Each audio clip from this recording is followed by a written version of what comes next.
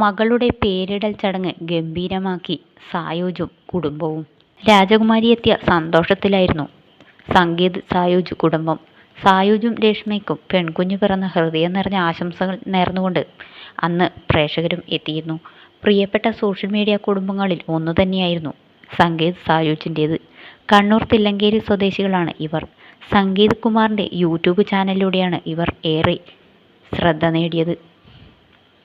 17 million അടുത്താണ് ഇരുവരുടെയും subscribers.